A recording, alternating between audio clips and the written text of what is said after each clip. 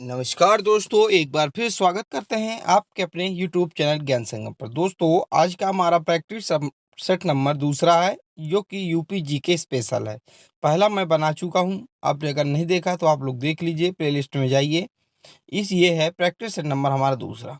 अगर आपको इसका पीडीएफ चाहिए तो टेलीग्राम से आप प्राप्त कर सकते हैं। टेलीग्राम का लिंक आपको डिस्क्रिप्शन पे मिल जाएगा।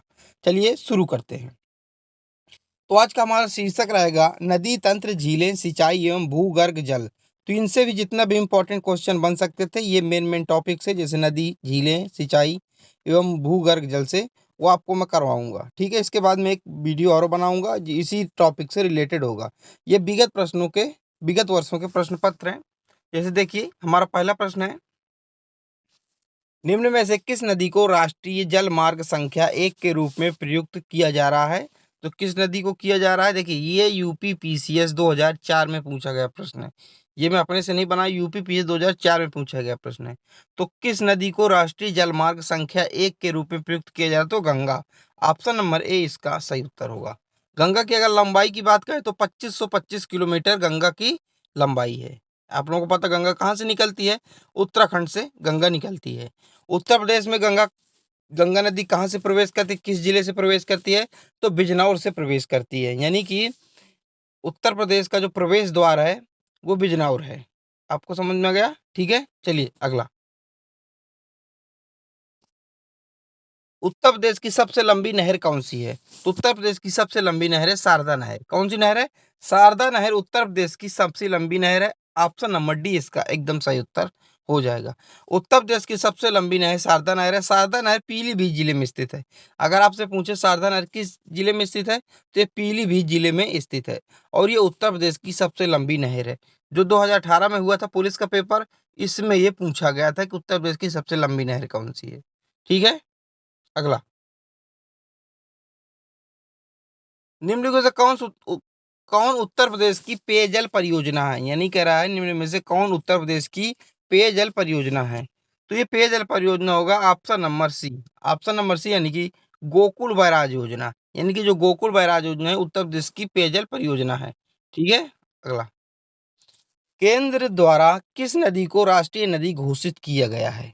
तो किस नदी को राष्ट्रीय नदी घोषित किया है केंद्र सरकार द्वारा? तो किया गया ऑप्शन नंबर है गंगा नदी को। यानी गंगा नदी को केंद्र सरकार द्वारा राष्ट्रीय नदी घोषित किया गया है। ठीक, कब किया गया है? 2008 में किया गया। कब? 2008 में किया गया है। ठीक है, ये इंपॉर्टेंट क्वेश्चन है, आप लोग याद रखिएगा। अगला, हथनी कुंड परियोजना किस नदी पर स्थित है? तो हथनी कुंड परियोजना किस नदी पर स्थित है? तो हथनी कुंड परियोजना अगर आपसे पूछो तो इसका सही उत्तर होगा ऑप्शन नंबर सी। हथनी कुंड परियोजना यमुना नदी पर स्थित है। कौन सी? यमुना नदी पर स्थित है हथनी कुंड परियोजना। इसी के साथ ऑप्शन नंबर सी इसका सही उत्तर हो जाएगा। ठीक है, अगला। माता टीला परियोजना, यानी कि माता टीला परियोजना जो किस नदी पर है?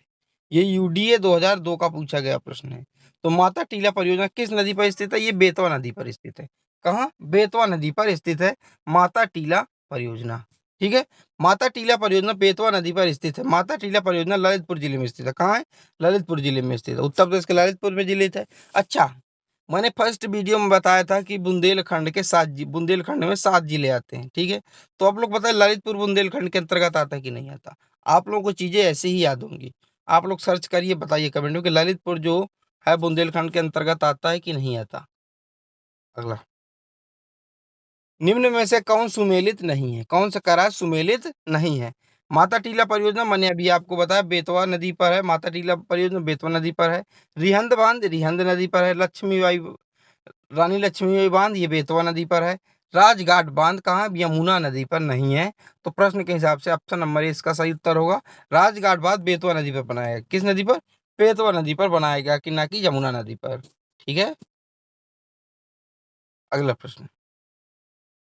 निम्नलिखित में से कौन सा युग्म सुमेलित नहीं है? कौन सा युग्म सुमेलित नहीं है? ठीक है, तो बिठूर है जो गंगा नदी के किनारे स्थित है, बिल्कुल सही है। और गोरखपुर राप्ती नदी के किनारे स्थित है, बिल्कुल। कौशाम्बी यमुना नदी के किनारे स्थित है। लेकिन जौनपुर सई नदी के किनारे स्थित नहीं है। जौनपुर क्या है? गोमती नदी के किनारे स्थित है। इसलिए ऑप्शन नंबर सी प्रश्न के हिसाब से बिल्कुल सही हो जाएगा। जो जौनपुर है ये गोमती नदी के किनारे स्थित है, ना कि सई नदी के किनारे। अब यहाँ से आपको एक समझ में आ गया। अब देखिए गोरखपुर का आप लोग एकदम याद कर लीजिए, गोरखपुर किस नदी किनारे स्थित है? राप्ती नदी के किनारे गोरखपुर स्थित है। ठीक है, अभी आपके लिए वीडियो बना के आऊंगा कि कौन से शहर है किस नदी के किनारे स्थित है, ये ट्रिक के साथ लाऊंगा क्योंकि थोड़ा एग्जाम में डिफिकल्ट होता है जब पूछा जाता है। ठीक है, फुलहर झील भारत के किस राज्य में स्थित है? तो यानी कह रहा फुलहर झील भारत के किस राज्य में स्थित है? तो उत्तर प्रदेश में स्थित है। ऑप्शन नंबर डी इसका सही उत्तर हो जाएगा। उत्तर प्रदेश में स्थित है फुलहर झील। फुलहर झील भारत के उत्तर प्रदेश राज्य में स्थित है। फुलहर झील उत्तर प्रदेश के पीलीभीत जिले में स्थित है, यानी कि उत्तर प्रदेश का जो पीलीभीत जिला है वहीं स्थित है। गोमती नदी का उद्गम स्थल भी फुलहर झील से माना जाता है, यानी कि जो गोमती नदी होती है वो एक वहाँ ताल है पीलीभीत में, गोमट ताल, तो वहीं से गोमती नदी का इस उद्गम स्थल माना जाता है। फुलहर झील से ही माना जाता है गोमती नदी का उद्गम स्थल। तो उत्तर प्रदेश के पीलीभीत जिले में स्थित है। ठीक है, फुलहर झील। अगला, परीक्षा बांध किस नदी पर स्थित है? तो परीक्षा बांध स्थित है दोस्तों बेतवा नदी पर स्थित है। ऑप्शन नंबर ए इसका सही उत्तर हो जाएगा। अगला प्रश्न है, 110 मीटर ऊंचा प्रपात प्रदेश की किस नदी पर है? तो जो 110 मीटर ऊंचा जल प्रपात प्रदेश की किस नदी पर, टोंस नदी पर स्थित है। ऑप्शन नंबर बी इसका एकदम सही उत्तर हो जाएगा। Option number B.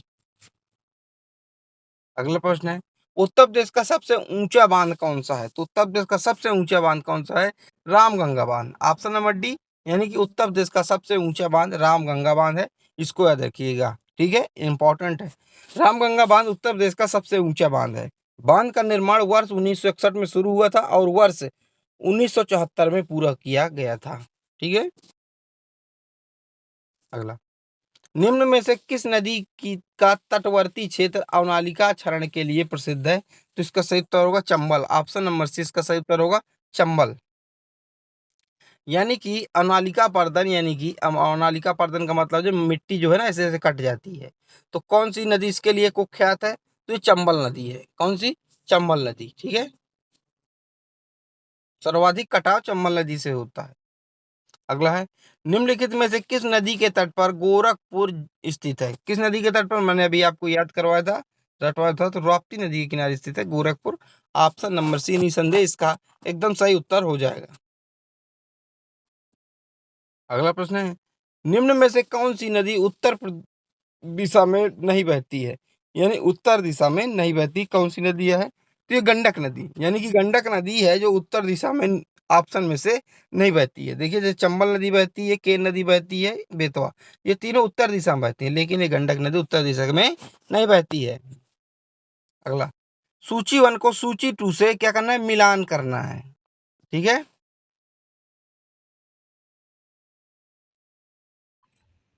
मैं अब आपको इसकी ट्रिक बताता हूँ कि ये जब मिलान करने वाला आता है, ये कहता है सूची 1 से सूची 2 में या ए से बी में मिलान कीजिए, तो इसको आप कैसे सरल बना सकते हैं। आप लोग देखिए, आपको चित्रकूट का नहीं पता, जौनपुर का नहीं पता, मथुरा का नहीं पता, ठीक है। अयोध्या का आप लोगों को सबको पता होगा, सरयू नदी। अयोध्या को आप लोगों को पता होगा सरयू नदी किनारे स्थित है अयोध्या।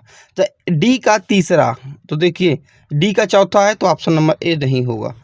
फिर आता है डी का चौथा, तीस भी ऑप्शन नंबर नहीं होगा। यानी कि हमारा ऑप्शन नंबर ए और ऑप्शन नंबर डी एकदम गलत है। हमारा सही उत्तर होगा बी और सी में कोई एक उत्तर सही होगा। ठीक है, अब देखिए चित्रकूट को तो आपको पता ही होगा। क्यों पता होगा? क्योंकि चित्रकूट मंदाकिनी नदी के किनारे स्थित है। तो चित्रकूट, क्या चित्रकूट, तो ए का होना चाहिए डी। क्या? ए का डी। ठीक है, तो ए का डी दो में है, सी में भी है, बी में भी है। तो अभी अभी चीज़ें क्या हो रही हैं हमारी, कंफर्म नहीं हो पा रही हैं। बी और सी में कुछ ना कुछ अंतर होगा। अब हमारा था मथुरा। मथुरा किस नदी किनारे स्थित है? तो मथुरा है यमुना नदी के किनारे स्थित। किस नदी के किनारे स्थित? यमुना नदी के किनारे स्थित है मथुरा। तो ऑप्शन नंबर यानी कि सी का पहला होगा। सी का पहला किस में? सी का पहला है सिर्फ ऑप्शन नंबर बी में, इसलिए ऑप्शन नंबर बी इसका सही उत्तर होगा। और जो बचा होगा यहाँ जो बचे हो उससे लग जाएगा। तो क्या हुआ हमारा मतलब, जो मंदाकिनी नदी चित्रकूट से बहती है, जौनपुर गोमती, और मथुरा यमुना, तथा अयोध्या सरयू। इतना आपको समझ में आ गया। चलिए बढ़ते हैं अगले प्रश्न की ओर। आप लोग बताइए कानपुर किस नदी किनारे स्थित है? आप लोग कानपुर बताइए किस नदी के किनारे स्थित है। मैं आपको जब ये क्वेश्चन पूछता हूँ तो ये आप गूगल कर लिया करिए, इससे क्या होगा आप लोगों को चीज़ें याद रहेंगी। अगला, गोविंद वल्लभ पंत सागर कहाँ स्थित है? कहाँ स्थित है? सोनभद्र में स्थित है। ऑप्शन नंबर डी इसका सही उत्तर होगा। सोनभद्र में स्थित है। लेखपाल 2021 में पूछा गया प्रश्न है। ठीक है, अगला, रानी लक्ष्मीबाई बांध स्थित है। क्या है? रानी लक्ष्मीबाई बांध स्थित है। तो रानी लक्ष्मीबाई बांध स्थित है बेतवा नदी पर। कौन सी नदी पर? बेतवा नदी पर स्थित है रानी लक्ष्मीबाई बांध। ऑप्शन नंबर ए इसका निसंदेह सही उत्तर हो जाएगा। अगला प्रश्न, उत्तर प्रदेश में सिंचाई का सबसे बड़ा स्रोत है। उत्तर प्रदेश में सिंचाई का सबसे बड़ा स्रोत कौन सा है? तो उत्तर प्रदेश में सिंचाई का सबसे बड़ा स्रोत कौन सा? नलकूप। कौन सा है? नलकूप। यानी कि उत्तर प्रदेश में सबसे बड़ी सिंचाई जो कि नलकूपों द्वारा की जाती है, फिर नहरों द्वारा की जाती है, फिर तालाबों कुएं द्वारा की जाती है, फिर अन्य साधन द्वारा की जाती है। तो सबसे ज़्यादा किस में? नलकूप द्वारा किया जाता है सिंचाई। ठीक है, अगला, निम्नलिखित में से कौन सी नदी यमुना नदी की सहायक नदी नहीं है? तो कौन सी नदी है जो यमुना नदी की सहायक नदी नहीं है? तो यमुना नदी की सहायक नदी देखिए केन है, बेतवा है, चंबल है। एक कल्याणी नदी यमुना नदी की सहायक नदी नहीं है। इसी के हिसाब से ऑप्शन नंबर डी इसका एकदम सही उत्तर हो जाएगा। अगला प्रश्न, सूची 1 व सूची 2 में मिलकर सही कूट चुने। सही कूट इनको चुनना है। रुद्रप्रयाग को किन दो नदियों को कहते हैं? रुद्रप्रयाग किन दो नदियों को कहते हैं? देखिए मैं आपको बताऊं, मैंने भारत की नदियां करवाई हैं, उसमें मैंने आपको इस टॉपिक को बहुत डिटेल से पढ़ाया है और बहुत याद करवाया है। तो अलकनंदा जो होगा इनके सबके साथ क्या होता है? कॉमन होता है। अलकनंदा इन सबके साथ कॉमन होता है। ठीक है, अगर रुद्रप्रयाग पूछे तो रुद्रप्रयाग किन दो नदियों को कहा जाता है? किन दो नदियों के संगम को रुद्रप्रयाग कहा जाता है? तो दोस्तों रुद्रप्रयाग है जो अलकनंदा और मंदाकिनी नदी के संगम को कहा जाता है रुद्रप्रयाग। तो यानी कि एक का दूसरा होगा, एक का दूसरा होगा, एक का दूसरा सिर्फ ऑप्शन नंबर बी में है और किसी में नहीं है। तो इसका सही उत्तर ऑप्शन नंबर बी होगा। और नंदप्रयाग किन दो नदियों को कहा जाता है? तो नंदप्रयाग कहा जाता है अलकनंदा और मंदाकिनी नदी को कहा जाता है नंदप्रयाग। कर्णप्रयाग किसको कहा जाता है? तो कर्णप्रयाग कहा जाता है। अलकनंदा और पिंडार नदी को कर्णप्रयाग कहा जाता है। और देवप्रयाग की बात करें तो अलकनंदा और तथा मंदाकिनी नदी को देवप्रयाग कहा जाता है। ठीक है, ये आपको याद आ गया। ठीक है, भागीरथी नदी यानी कि देवप्रयाग है जो अलकनंदा और भागीरथी नदी को कहा जाता है। आप लोग यहाँ से मिला लीजिएगा, अगर मैंने भूल गया हूँ बताने में तो यहाँ से आप मिला लीजिएगा। यहाँ बिल्कुल सही लिखा है। ठीक है, तो आज की वीडियो का लास्ट क्वेश्चन था। मैंने सिर्फ आपको 21 क्वेश्चन करवाए। फिर सर मैं आपको ये समझाना चाह रहा था कि जो क्वेश्चन है ये सारे इंपॉर्टेंट है और ये ऐसी मैं सीरीज आपके लिए लेके आता रहूँगा। धीरे धीरे आपका पूरा कंप्लीट हो जाएगा यूपीजी के। मैंने 2 पार्ट करवा दिए, 2 प्रैक्टिस सेट करवा दिए, अब मैं तीसरा लेकर आऊँगा। ठीक है, अगर आपको कोई क्वेरी रहती है कि सर मुझे यहाँ समझ में नहीं आया, भाई मुझे यहाँ समझ में नहीं आया, तो ये नंबर है मेरा, आपको डिस्क्रिप्शन पे मिल जाएगा। आपको यहाँ से नोट करने की उतनी ज़रूरत नहीं है। अगर आप तो आप ये नंबर मिल जाएगा 9696806707 ये नंबर मिलेगा आपको। आप वहाँ मैसेज कर दीजिएगा, मुझे इससे बात नहीं हो पाएगी, आप यहाँ मैसेज कर दीजिएगा कि यहाँ मुझे दिक्कत है, तो मैं आपको फ़ौरन जैसे मैसेज देखूंगा वैसे आपका रिप्लाई कर दूंगा। ठीक है, चलिए मिलते हैं अगले वीडियो पर। जब तक के लिए जय हिंद, जय भारत।